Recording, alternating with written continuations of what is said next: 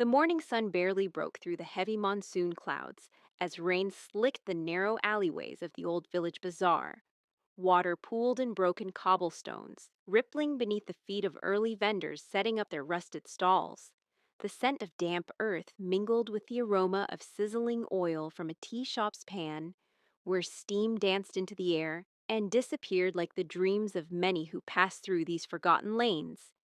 It was the kind of morning where the world felt heavier, as if the skies themselves were mourning something unnamed. Among the crowd, barely noticed, walked a man whose presence never seemed to disturb the air. His clothes clung to his thin frame, soaked and patched with years of wear. His name was Yusuf, but to most he had no name at all, only glances that slid past him as if he were part of the wall. He moved slowly, his hands tucked under a threadbare shawl, not for warmth, but to hide the tremble that never left them. His eyes, deep set and clouded with a quiet grief, looked ahead but rarely made contact. Children ran past him, splashing through puddles, their laughter bouncing off stone walls, while shopkeepers shouted prices into the morning fog. No one greeted Yusuf. No one noticed the way he paused at the bakery window, just long enough to feel the heat of the oven from outside, or how he stood outside the mosque gate, never going in, just listening to the echo of prayers he never had the courage to join. They called him mad, some. Others said he'd lost something long ago and never found it again. But mostly they ignored him, as people often do with those who carry sadness like a scent. And yet, there was a strange kindness in his silence. When an old woman dropped her bag of lentils, he stooped, gathered the scattered grains with both shaking hands, and returned them without a word. When a stray dog limped through the alley, Yusuf gave it his last piece of bread, not even watching it eat. His kindness was never seen as anything noble, it was dismissed as the pity of the poor. But that morning, something shifted in the air.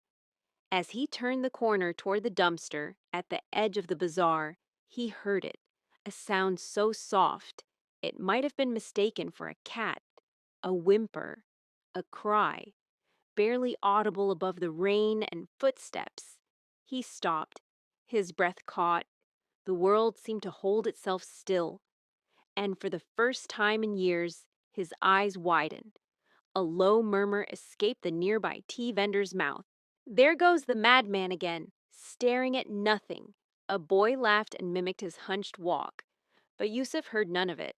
His attention was fixed on the trash can. Something was inside, something alive, something fragile.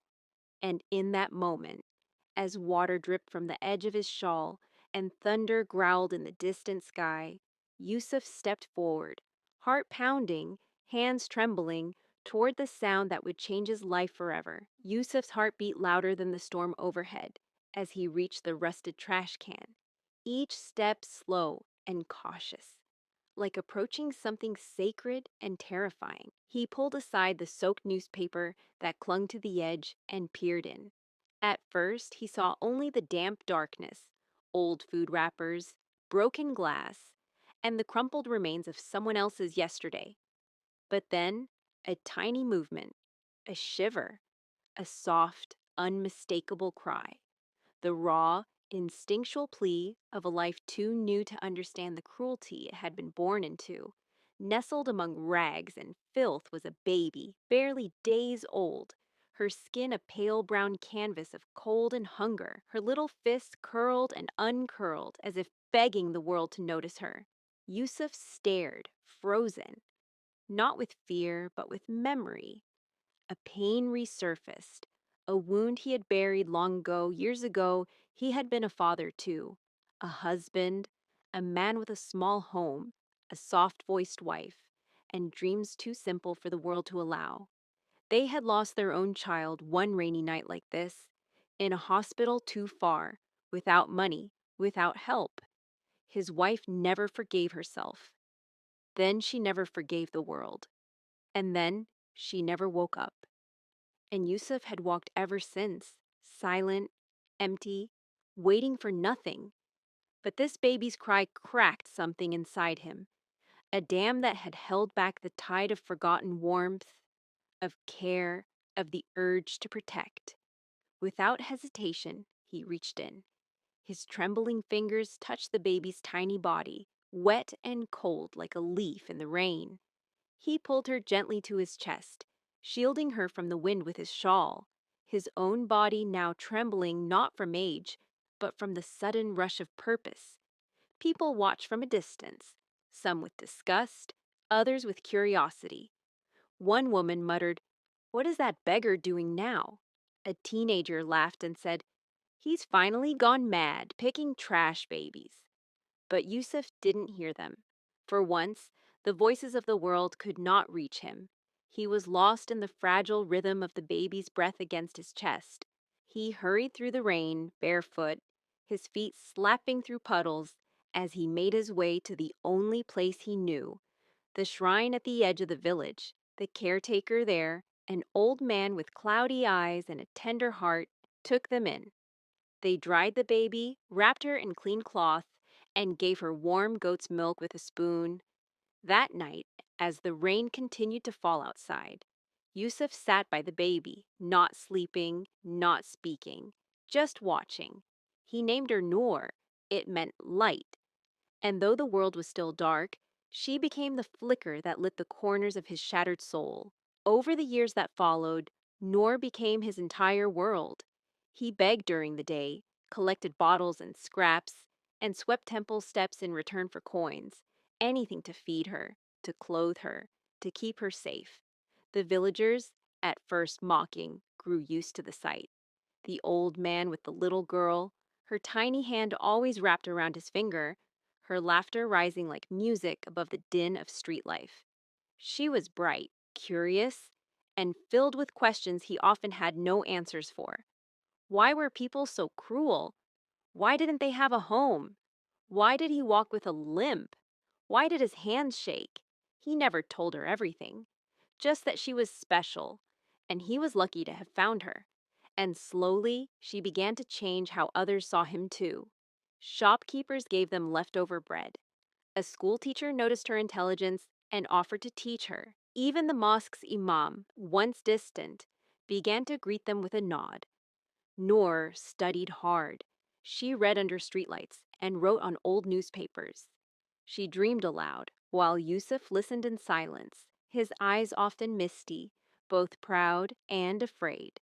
He knew she was growing, that she would one day leave him behind, as all bright stars must escape the darkness that birthed them, but he never stopped encouraging her. He cleaned shoes for extra money to buy her books. He waited outside school during exams, pacing, praying. When she cried from failure, he held her. When she won awards, he stood at the back, clapping so softly it was more like whispering gratitude to God. 20 years passed this way. Noor grew into a young woman, sharp-eyed, strong-voiced, with a fierce compassion that unsettled even the hardest-hearted vendors. She earned a scholarship to the city university, the first girl from their slum to do so. She wanted to become a doctor. "So no child ever has to be left in a trash can again," she said, eyes burning. Yusuf nodded, smiling through tears. He had never been to a hospital himself, never trusted their white walls. But for her, he believed in the future. She left, promising to return every weekend. And she did, bringing stories of anatomy labs and professors, of hostel roommates and long hours. And always, she brought medicine for his joints, better shoes for his swollen feet, and letters full of dreams. But time is a thief, and life has its storms. One evening, as she arrived for her visit, she found the neighbors gathered outside the alley. Someone had found Yusuf collapsed near the shrine steps. He wasn't moving. At the clinic, doctors said he had suffered a stroke. His blood pressure was dangerously high. His heartbeat was erratic. Noor, though still a student, begged them to let her help. She stayed by his bedside, feeding him soup, adjusting his pillows, wiping his forehead, whispering stories of her lectures in his ear. Days turned into weeks. His condition worsened. He was barely conscious. The hospital bills mounted. Some relatives of other patients suggested she let him go. He's an old beggar, not worth a fight, but Noor's eyes flared. He saved me when no one else even looked. He is worth everything. She sold her laptop, her jewelry, even her textbooks to pay for the next scan. Then, one night, just before dawn, the old man's fingers moved, barely a twitch.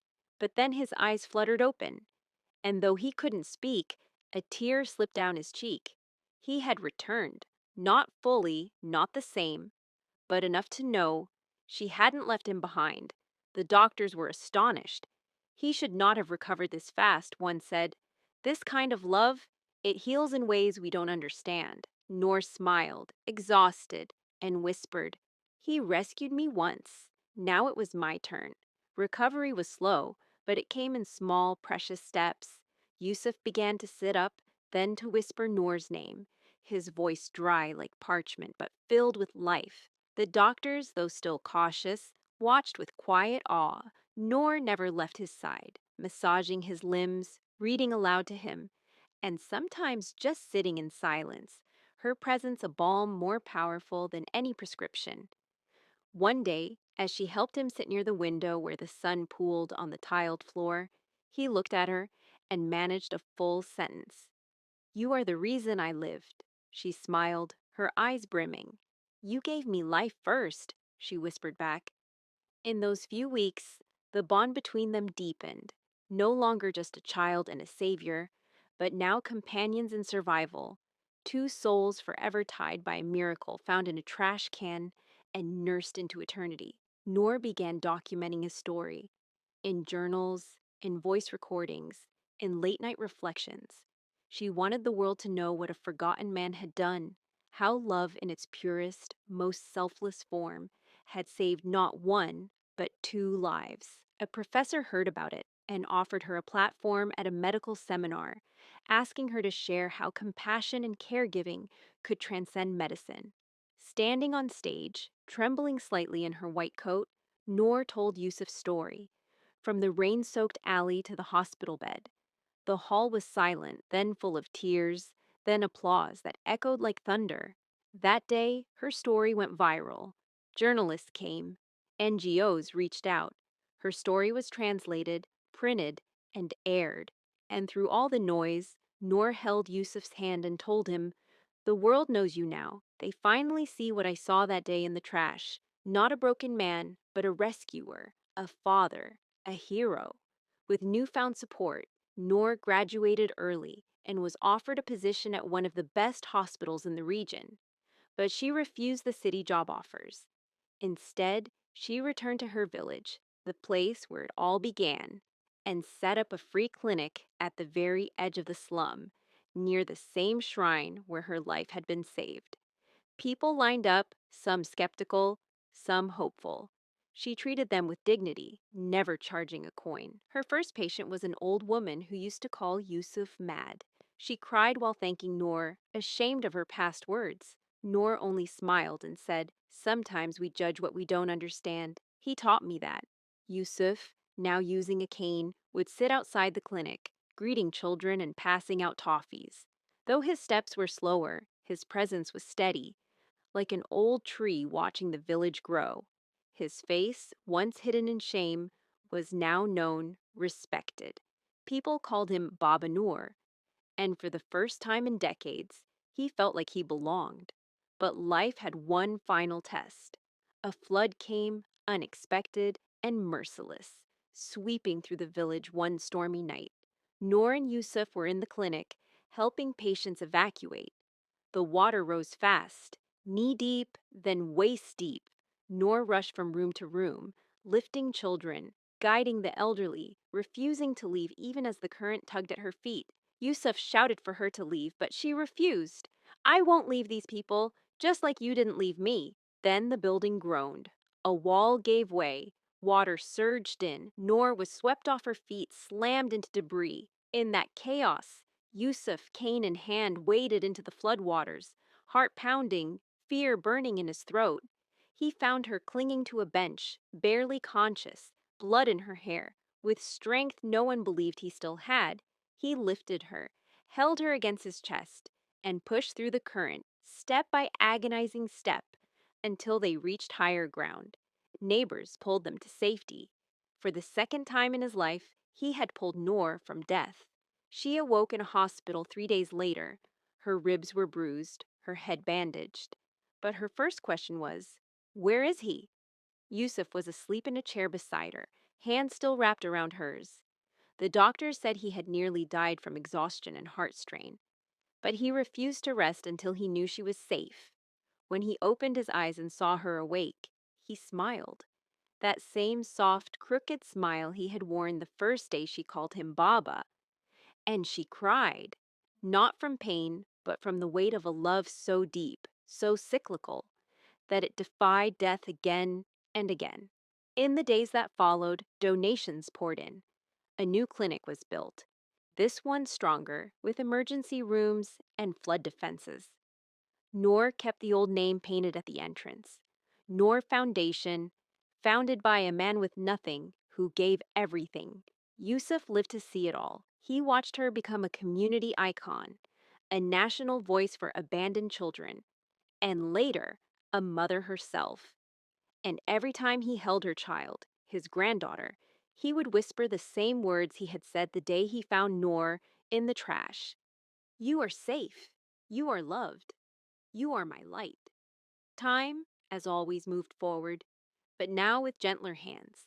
The clinic thrived, not just as a place of healing, but as a sanctuary for broken spirits, the lost, the unseen. People came not only for medicine, but for hope. Noor, now known by locals and strangers alike as Dr. Noor, became a symbol of resilience, a living testament that light can emerge from the darkest corners of life. Journalists still wrote about her, but the flash and fame no longer mattered. What mattered was the little girl with burn scars, who smiled again after treatment, the boy who stopped limping after surgery, the grandmother who now danced because her knees no longer hurt. What mattered was the dozens of children she had adopted into her heart, not legally, but emotionally, lovingly. Each one found a home in her arms, in her voice, in her steadfast presence. Through all of it, Yusuf remained her anchor. Though older and more fragile, he was still the first to open the clinic gate in the morning, sweeping the steps slowly, greeting each visitor with a nod and a quiet, "Welcome, child." He often sat under the old neem tree near the entrance, telling stories to children who gathered around him, unaware that this soft-spoken man had once been seen as mad. Nor would glance through the window and smile, because to her, he was not just her father, but the very soul of the place. Then came the day when Yusuf could no longer rise. The same hands that had once lifted her from a trash heap could now barely hold a cup. He was not in pain, just tired, as if his purpose had been fulfilled and his spirit, satisfied, had begun its gentle retreat. Noor stayed by his side, just as he had stayed by hers all those years ago. She read to him, fed him warm soup, and sat beside him in the silent evenings, where the rustling of tree leaves became their only conversation. One evening, as the sun dipped low and painted the sky in hues of gold and crimson, he looked at her with the same deep eyes and whispered, "I see light everywhere now." She held his hand tighter. "You are the light, Baba. You always were." He smiled faintly, exhaled slowly, and with that breath, like a leaf falling in autumn, he slipped quietly into stillness. There were no cries, no chaos, just the gentle passing of a soul who had already given all he had. Noor buried him beside the shrine, the very place where he had first saved her. A small stone marked the spot. It read, "Yusufi, Father of Light." The village mourned.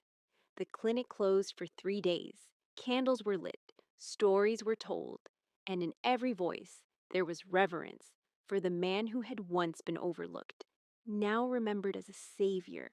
Years passed. The clinic grew larger, not in walls or windows, but in meaning. A mural now adorned its entrance, a painting of an old man cradling a baby in his arms, surrounded by golden light. Below it, the words, "Compassion saves lives." People came from distant villages, not just for treatment, but for stories.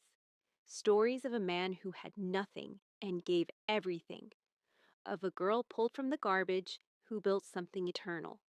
Nor, older now, with silver in her hair and grace in her smile, still walked the same halls, still placed her hand on the heads of children with fever, still whispered comfort to mothers who feared losing their own. But every time she passed that mural, her hand would brush over Yusuf's face. Sometimes she'd stop, close her eyes, and remember, not the pain, not the loss, but the moment her world changed, a ragged hand, a shawl in the rain, and a warmth she had never known until then. She often said to the staff, "This place doesn't exist because I became a doctor. It exists because a forgotten man saw value in what others had thrown away."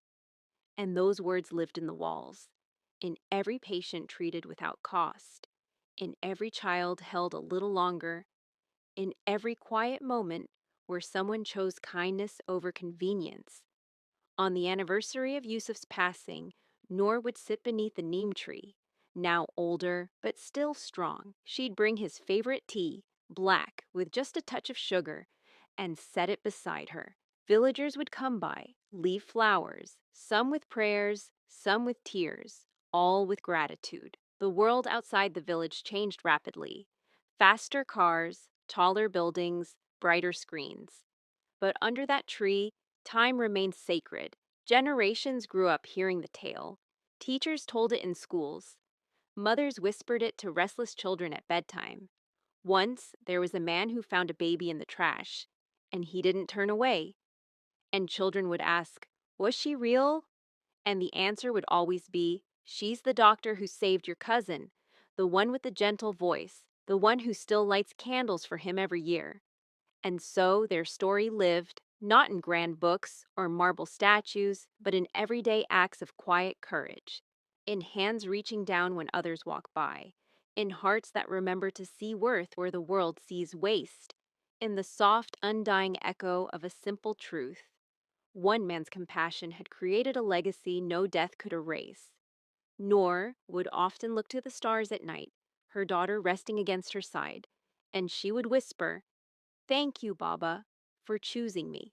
And in the hush of the night, if one listened closely, the wind through the trees would almost reply, as if saying, "You were never a choice. You were always my destiny."